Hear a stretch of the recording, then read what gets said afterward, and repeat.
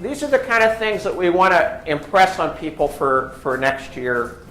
Are most of your areas 5-year age increments? Or I've heard that New England is maybe 10, or is that not? Most 5? Okay. We're going to pretty much require people to do 5 years.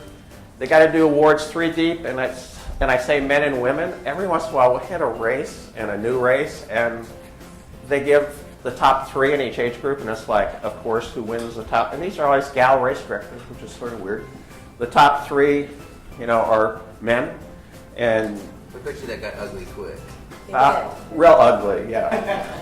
We talk about all these things when we have our race directors meeting, but we're trying to, it's like, we're going to make them sign sort of, you got to do this minimum type stuff. Encourage the walking, and this is sort of for, well, it's our benefit and their benefit that we won't have any more than 3 of our events on one day, and we try to keep it to 2, because we're probably cover primarily a 6-county area, and if you start dividing those people up, it's going to hurt other particular events. Last year was the first year we implemented this, and it actually, I thought it was going to go over sort of like a lead balloon, and it actually went over pretty well, and I think it actually helped some races this year that were helped by the fact that we only did so many races. And we basically do all the races. I think there's 2 races within 35 miles that we don't do. We make people do a deposit, and the reason we do that, in fact, I just recently had a major corporation who canceled one of their races on a series.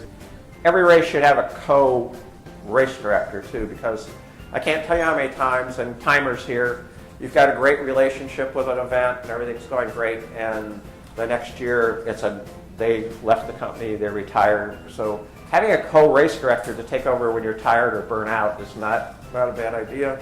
We make the deadline 12/31 for the next year for the whole calendar. And we have a September 17th, we're having a big race directors meeting where we get everybody in and we try to share ideas and figure out ways we can work together even better. I've been through, he's much nicer in this meeting than the other one. Brian called me the grumpy old guy after the meeting, but it's like, when you're as all of you know, when you're working with so many different people and you don't get everybody sort of on the same page, it becomes sort of ugly real quickly. We tell them they got to use our numbers. If we're timing your event and Sally does a shirt, the numbers are free. So I'm investing 31 cents. We charge them 16 cents for the numbers if we don't do their shirts. I think it's a fair deal.